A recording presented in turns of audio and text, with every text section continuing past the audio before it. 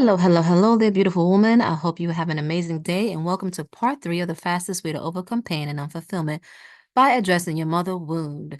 And so I want you to give me just 1 minute today and I want to talk to you quickly about an amazing tip and exercise that you can do to begin helping you address patterns and pains of unfulfillment and a lack of joy in your life that may be due to mother wounding. And so if you don't understand what mother wounding is, I invite you to go back and look at part one and part two, where I talk briefly about what is the mother wound and some ways that it can manifest in your life. And I give examples of my own experiences and the clients I have worked with too and supported them in overcoming the mother wound that leads us to creating pain and unfulfillment in our lives. And so if this is your first time seeing this video, let me introduce myself to you quickly. My name is Oshun. I am a divine feminine spiritual guide, transformational life coach, and board certified holistic health practitioner. And it is my vision and mission to support women in creating the most beautiful and amazing and joyful, passionate lives that they so deserve by by getting unstuck from unfulfilled experiences and circumstances so that you can create all the success, all of the love, all the abundance, all of the health and prosperity that you deserve, because it is your birthright to live a harmonious and joyful life during your time here on the planet. And so I want to go into part three today, where I'm just going to be talking quickly about, again, one practice that you can do to help you. I talked a little bit about it yesterday. I'm going to talk some more today about another practice. And so one thing I want to say, it is not easy to change. You may be saying to yourself, or you may have come across trying to change and you met with a lot of inner resistance from yourself, within yourself, because it's hard. Let's just be real. It is freaking hard to change. What I'm telling you is not always easy to do, but it can be done. And we can make it easy along the way. Maybe if we stop telling ourselves it's hard, it'll become easy. It's because we do have the power to change that. But if you have found it to be hard, and if you've been doing this for so long, I would recommend that you start just in baby steps. If you find that you've had a pattern for so long, right? It will take you time. And the most important thing that you can do for yourself is be patient with yourself and offer yourself unconditional love and unconditional self-acceptance. Again, that's that divine feminine energy that comes from within ourselves, and that also comes from all around us, right? It is that part of us, and that will help us grow, that will nurture us and to becoming the best woman and the best version of ourselves. And so here's what I want you to think about to help you begin to break free from any generational pattern of mother wounding that you may have identified over this past couple of days if you watch the series, or you just may already be aware of, or maybe you're not aware of. I would invite you to go back and watch those other two videos, especially in part two, where I give you how do you even know? How do you know if you have wounding and painful patterns, right? Helping you identify it. And so here's what I want you to understand, what I would do, and here's what I recommend that my clients do to help them address these patterns.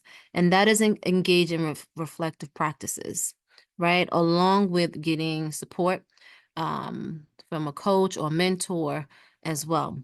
Now, I'm telling you this because this is how I went within and healed and transformed my life. Everything that I share and teach, I've done it. So it's very authentic to my soul when I'm teaching this, because I have walked the path.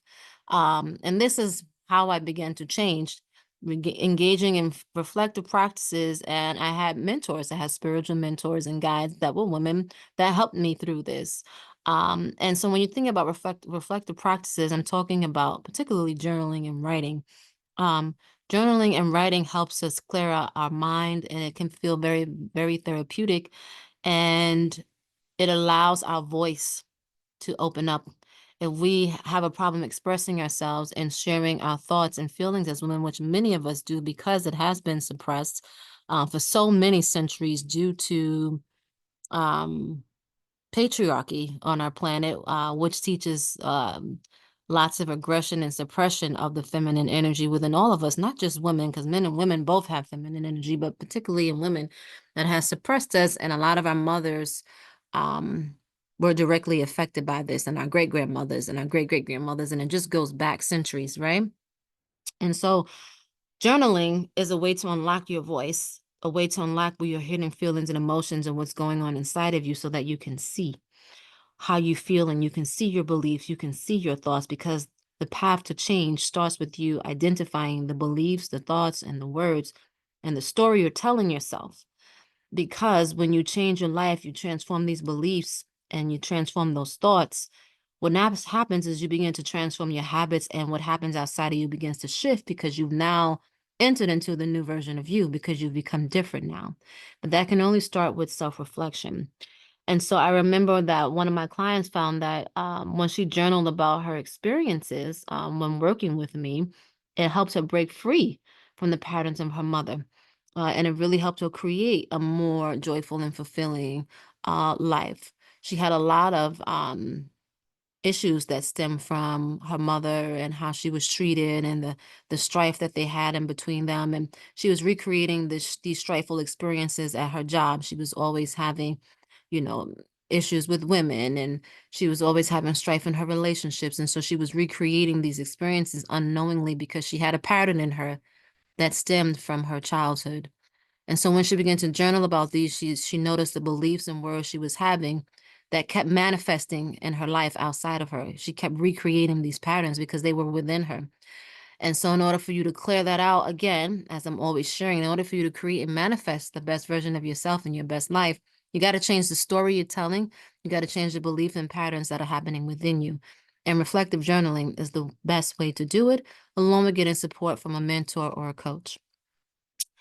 And so that is the end of part 3 of this video series that I wanted to share this week on the fastest way to overcome pain and unfulfillment by addressing your mother wound. I hope you have enjoyed it.